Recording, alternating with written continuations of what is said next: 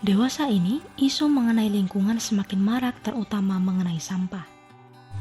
Manusia yang aktif memproduksi dan mengkonsumsi berbagai hal kini mulai kelimpungan mempertanggungjawabkan sisa buangan dari kegiatannya. Untuk mengakali hal tersebut, lahirlah gagasan ekonomi sirkular.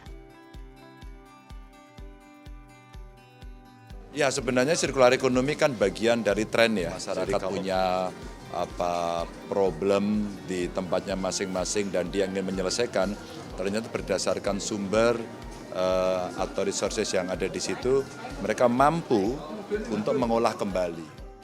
Ekonomi sirkular sendiri merupakan sebuah sistem atau model ekonomi yang bertujuan untuk menghasilkan pertumbuhan ekonomi dengan mempertahankan nilai produk, bahan, dan sumber daya dalam perekonomian selama mungkin, sehingga meminimalkan kerusakan sosial dan lingkungan yang disebabkan oleh pendekatan ekonomi linear.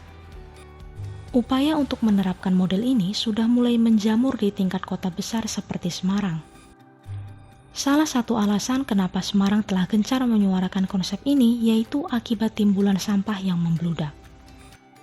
Tercatat pada tahun 2022, timbulan sampah kota Semarang mencapai 1.181,06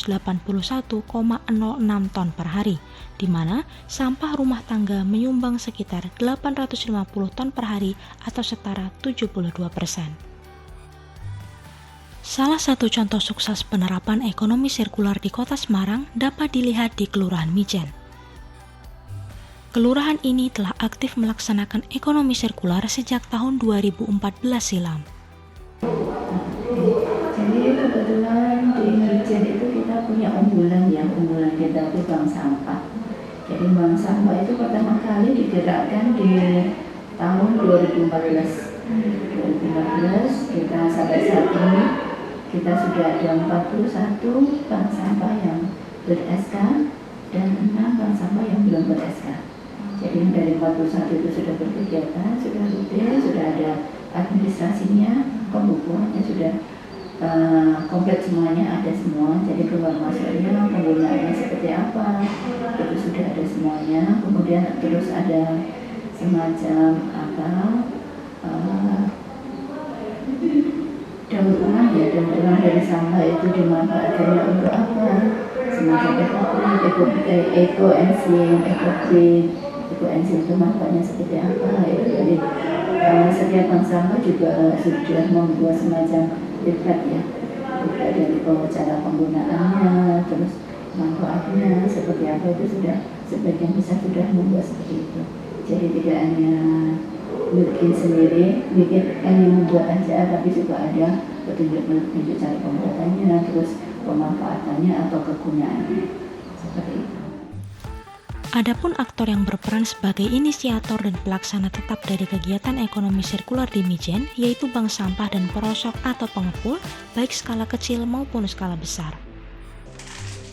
Hingga Oktober 2023, total ada 41 bank sampah aktif yang tersebar merata di Kelurahan Mijen, di mana setiap bulannya, bank sampah atau BS ini melakukan pemilahan dan penyetoran sampah ke pengepul langganan. Kegiatan pemilahan dan penyetoran umumnya berlangsung di Balai RT konsentrasi tiap BS dan melibatkan warga setempat, terutama kaum ibu. Pagi Mbak. Ini saya mau tanya-tanya tentang BS itu. Ibu, kalau boleh tahu dengan ibu siapa ibu? Saya Ulfa. BS yang ibu urus ini namanya BS apa ya? BS Melati.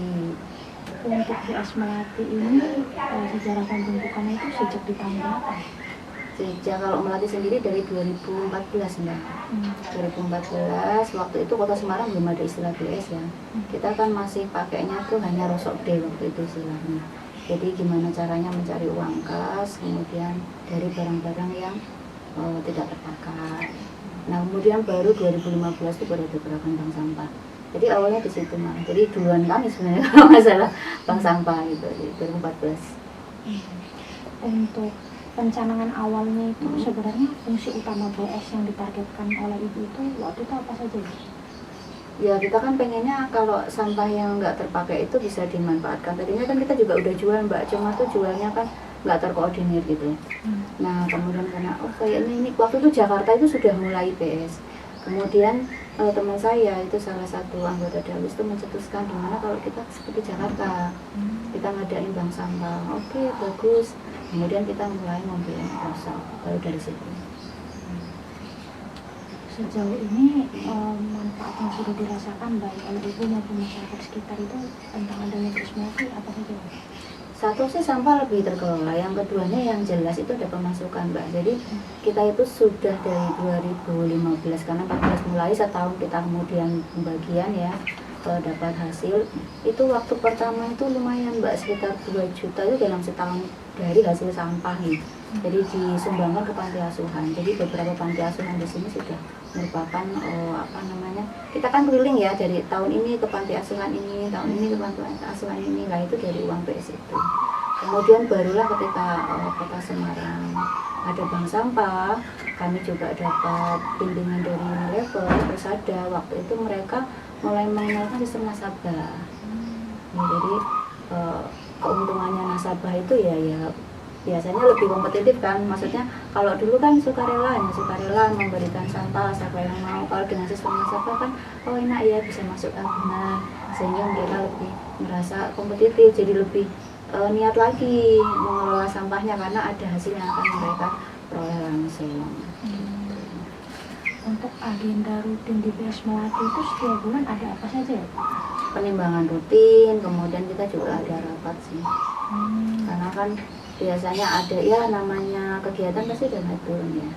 Jadi kita biasanya gimana caranya supaya memicu ya, termasuk salah satunya belajar administrasi, karena kan begitu 2017 itu administrasi bank sampah di Kota Semarang itu mulai diminta untuk ada lah gitu, karena kan ketika lomba-lomba kan mulai diikutkan, sehingga kan butuh administrasi. Dari situ sebenarnya memang ya ada plus minusnya. Plusnya kita kan jadi lebih tertata, tapi minusnya kadang juga kader itu ada yang mengeluh, dulu kok gampang tinggal taruh aja jual, kalau sekarang dadaan repot dikasih inilah di deposito. Untuk setiap BS yang ada di Kelurahan Mijen ini rata-rata jumlah pengurusnya berapa ya? Kalau rata-rata sih 3, cuma kalau melatih sendiri yang banyak sih ada 10 pengurus. Untuk intinya itu wajib terdiri dari arah siapa aja Bu? Ketua sekretaris bendahara. Ketua sekretaris bendahara. Untuk alur kegiatan yang penimbangan rutin itu setiap bulannya seperti apa ya Bu? Ya dari masyarakat pilah sampah di rumah, mereka di hari yang ditentukan, kemudian datang ke pos. Biasanya kita kan karena masih jarang bank sampah yang punya ini ya tempat ya, kita masih punya di Balai RT. Jadi sistemnya penglap ya, dari hari itu kita ngumpulin, nanti hari itu juga sudah selesai kegiatan. Tidak ada penumpukan sampah di Balai RT, jadi penumpukan sampah itu hanya di rumah kita. Itu kan yang dipilah-pilah dan ditimbang itu kan yang sampah anorganik ya Bu. Untuk yang sampah organik yang domestik sampah organiknya kita ada tong komposter juga. Nanti Mbaknya bisa keliling lihat komposter yang ada di RT 9 ini, di BS Melati ini. Sejauh ini kendala yang Ibu rasakan sebagai pengurus BS Melati ini apa ya? Kalau di anorganik sih satu, kadang milahnya itu masih kurang pas. Kayak misalnya kita kan botol PET itu kan inginnya itu sudah lepas stiker dan tutup, cuma kadang yang disetor itu masih belum lepas itu. Jadi di hari penimbangan kita kadang masih harus lepas stiker dan lepas tutup, karena untuk stikernya sendiri atau labelnya itu juga kita kampung gitu. Jadi ada kita jual fleksibel plastik itu kan masuknya PP sabun. Jadi di PP sabun sendiri bisa dijual. Jadi pengennya itu semua sampah itu bisa dikelola, termasuk tadi etiketnya juga jangan dibuang gitu, tapi juga dijual lagi gitu. Cuma kan memang karena pengepulnya beda. Kalau pada hari yang Rasul Day itu mereka masih pilah kan kadang malah akhirnya kebuang gitu. Kalau dari rumah kan sebenarnya udah enak, karena nanti toh bisa dikumpulin ke pos pengumpulkan fleksibel plastik. Mungkin kita bisa lihat komposnya Bu? Boleh, silahkan. Aktor yang menyambung alur kegiatan ekonomi sirkular bank sampah Kelurahan Mijen selanjutnya adalah pengepul. Tiap bank sampah di Kelurahan Mijen memiliki waktu penjemputan dan pengepul yang berbeda. Dalam konteks ini, peran pengepul adalah menjemput sampah yang telah dipilah oleh pihak bank sampah dan melakukan transaksi pada waktu yang telah disepakati dengan pengurus bank sampah. Transaksi jual beli sampah ini akan menghasilkan keuntungan meski dalam jumlah yang sedikit. Keuntungan ini akan dicatat oleh bank sampah dan digunakan untuk operasional kegiatan bank sampah seperti melakukan pelatihan maupun lomba bertema lingkungan tingkat kelurahan. Dari tangan pengepul, sampah pilahan akan diantar ke pabrik untuk selanjutnya diolah kembali menjadi produk jadi. Berikut merupakan pemetaan urutan keterlibatan aktor ekonomi sirkular di Kelurahan Mijan.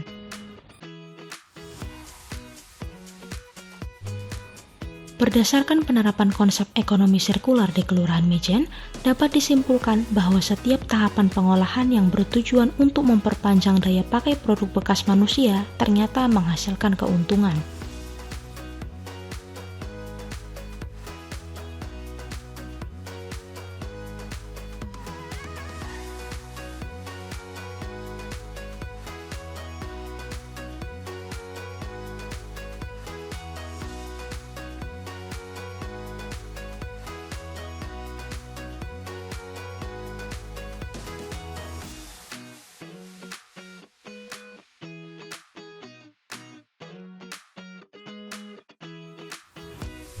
Secara umum, keuntungan dari penerapan konsep ini yaitu dapat mengurangi pencemaran lingkungan dengan menekan timbulan sampah yang dihasilkan oleh rumah tangga, meningkatkan kesadaran sosial untuk menjaga kelestarian lingkungan, menghemat biaya pengelolaan sampah, dan mendatangkan keuntungan ekonomi meskipun dalam jumlah yang sedikit. Sebagai contoh, berikut merupakan estimasi keuntungan yang bisa didapatkan dari alur ekonomi sirkular di Kelurahan Mijan. Meninjau dari urgensi dan manfaat penerapan konsep ekonomi sirkular, kami, tim KKN Undip tahun 2023, mengajak seluruh lapisan masyarakat untuk ikut terlibat dalam melaksanakan konsep ini. Cukup dimulai dari hal yang sederhana, seperti membuang sampah pada tempatnya dan melakukan pemilahan sampah rumah tangga. Lakukanlah secara konsisten dan ajak orang-orang di sekitar kita untuk terlibat, sehingga lingkungan yang lebih baik untuk masa depan dapat kita dapatkan melalui ekonomi sirkular.